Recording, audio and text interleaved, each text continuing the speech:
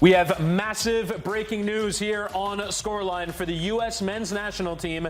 U.S. Soccer has reportedly fired men's national team head coach Gregg Berhalter, according to Fox Sports. The move comes after a disastrous Copa América campaign that saw the U.S. become the first host nation to ever be eliminated in the group stage of the tournament. Berhalter's second tenure in charge lasted just 14 matches. Again, Fox Sports reporting Gregg Berhalter is out as U.S. men's national team head coach. Here is his resume across the two stints. 44 wins from 74 games. Got out of the group in the World Cup in 2022. Won the Nations League. Won the Gold Cup. But ultimately, it seems as though his ouster comes off the back of this Copa América performance and in the overall, a lack of major victories in charge of the U.S. men's national team. Was very good against Mexico, but did not have a ton of wins against major European opposition. Did not have a ton of wins against the top-ranked teams in the world, and so he pays for it with his job. And for more on this, we bring in CBS Sports analyst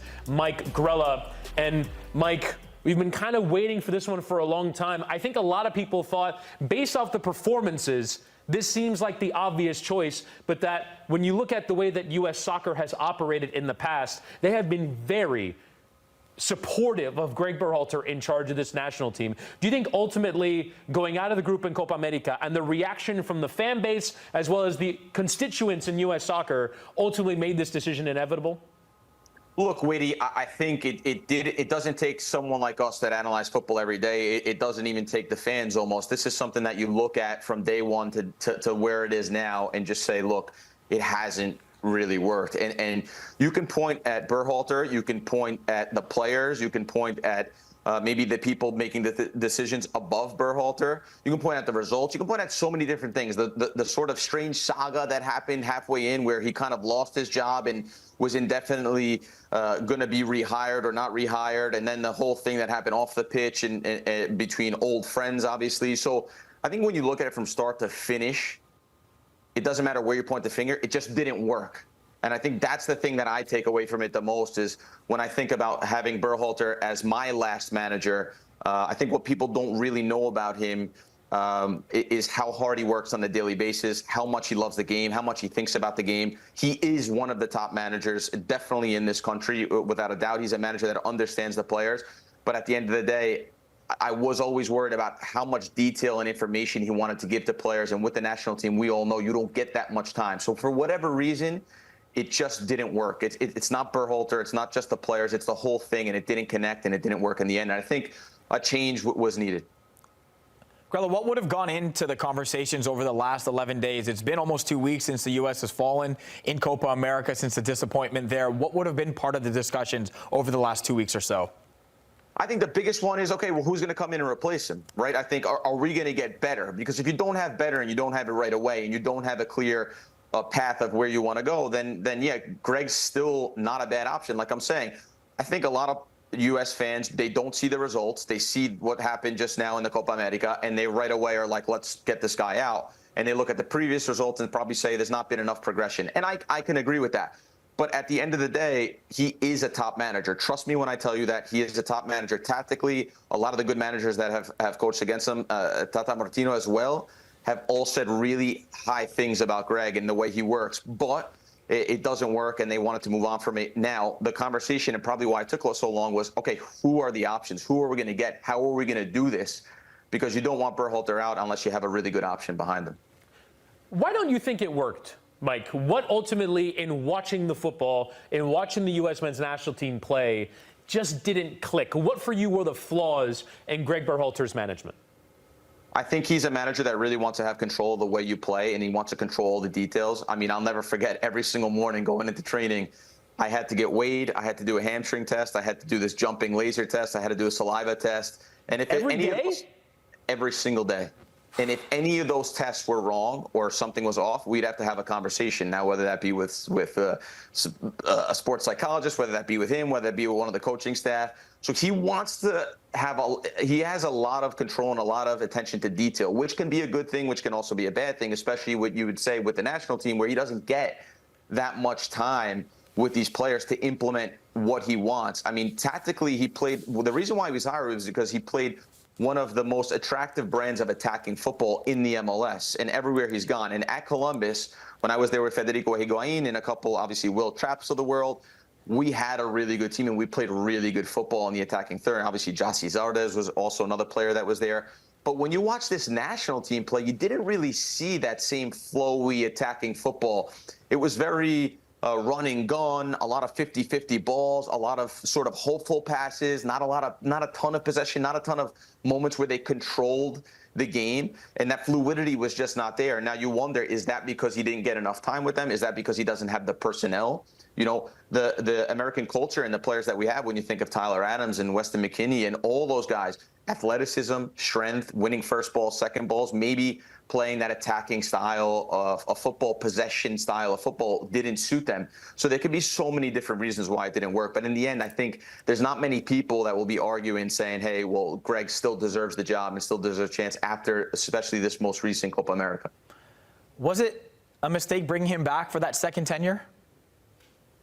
It sort of felt like, you know, when you break up with your girlfriend, asks for a break and you break up with her, right? And then all of a sudden she wants you back and you go back. It just kind of built on all these weird false pretenses. And, you know, it was sort of, he was not the head coach because they were looking for better. Then they found that they couldn't really find better at the moment for whatever restrictions that there are or aren't with hiring in that position.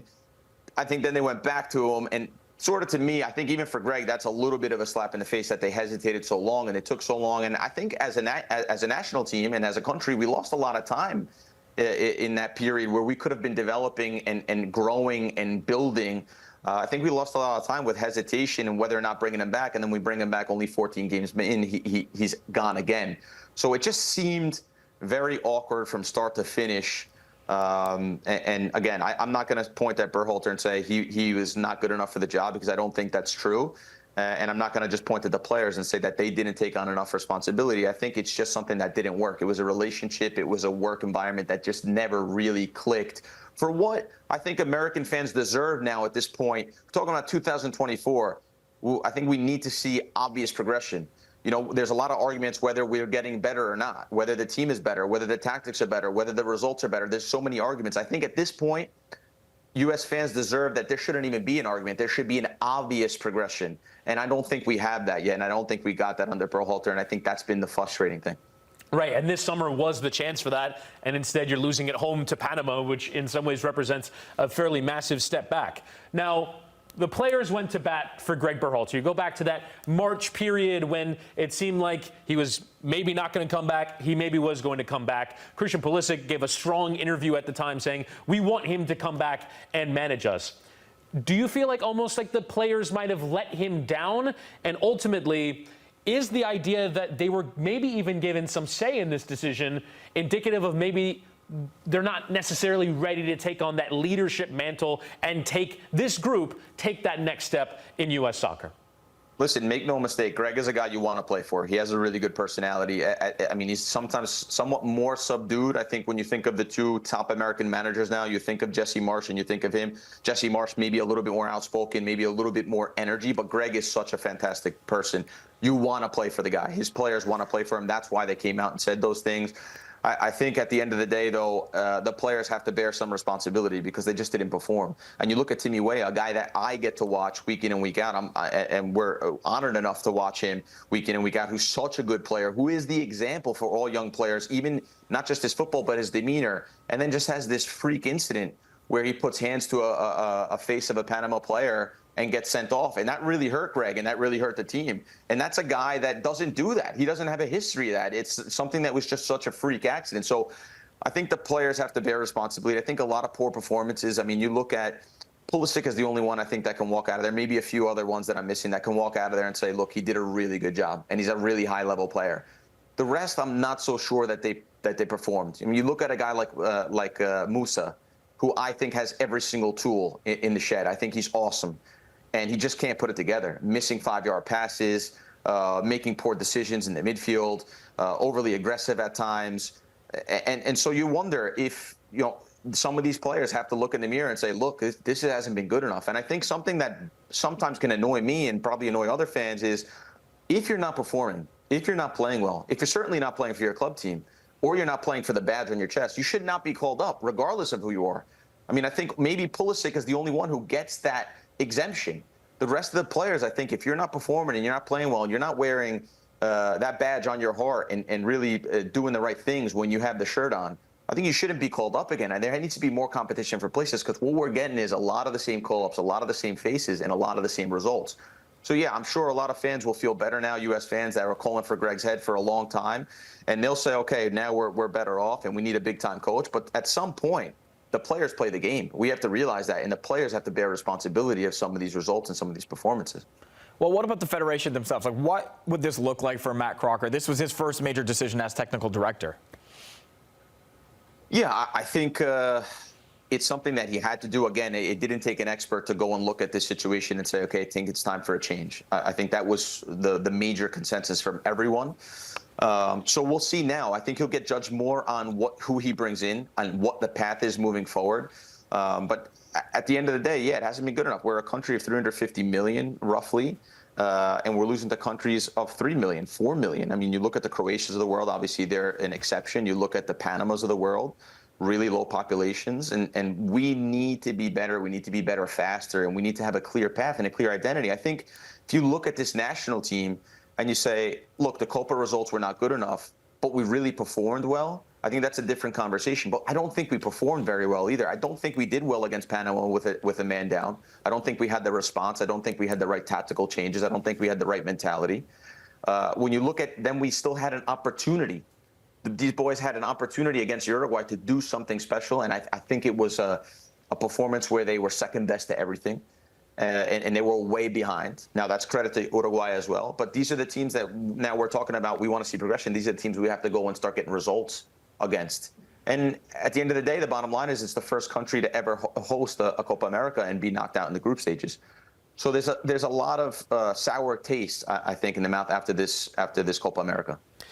Grella, you're someone who obviously has been in American soccer, but I think you have a basis in reality, I think, maybe than some U.S. fans that think that the U.S. are going to go out and hire Jurgen Klopp, which, look, there's a chance. You have to make him say no, but who realistically could the U.S. be targeting? What kind of profile of manager do you think they should be looking for at this point? Yeah, I mean, it's interesting. We just spoke to Benitez, obviously, and we were talking to him about something totally different. We were talking about the Spain and the Euro Cup, but the U.S. job came up, and he lit up. So I thought that was very interesting. And then you look at how well he's done in knockout competitions. So I thought that was very interesting. And then he had a lot of information on the national team. So he's a guy that you could mention. I mean, Klopp is obviously the shiny big name that can we go out and get a manager like that? I'm not so sure. Is that going to be the answer? I'm not so sure, because if you guys remember, before Berhalter, it was a Klinsmann, and it was, well, maybe they don't understand the American culture. Maybe they don't understand the American football player, soccer player, if you will. So they went out and got the best, at the time, the best American manager, which I thought was going to be either Jesse or Gregg, who I got to share the last 4 years of my career with both of them. So now, is it Klopp? Is it Benitez? Is it a totally different name? Is it another American manager? Is it a manager who's doing really well in the MLS at the moment? I'm not so sure, but it will be interesting to see. And I think no matter who the United States gets, I think the players have to start really looking in the mirror and saying, we need to figure this out. We need to be better if we want to go down as a successful team, as one of the most talented groups. Because we keep saying how talented these players are. Then there has to be results that follow them up. Mike Grella played for Gregg Berhalter and now reacts as, according to a report from Fox Sports, it looks like he is out as head coach of the U.S. men's national team. Grella, appreciate the time, sir. Thanks, gentlemen. Always fun with you guys. Thank you, sir. And again, the news as it's coming in surrounding the U.S. men's national team. According to a report by Fox Sports, U.S. Soccer has fired a men's national team head coach, Gregg Berhalter. The decision comes after the USMNT crashed out of Copa América in the group stage, marking the first time in 20 international tournaments on home soil that the U.S. failed to advance past the group stage. Berhalter's second tenure in charge lasted only 14 matches. Still lots more reaction to come to this breaking news here on Scoreline. Stay with us on the Golazo Network.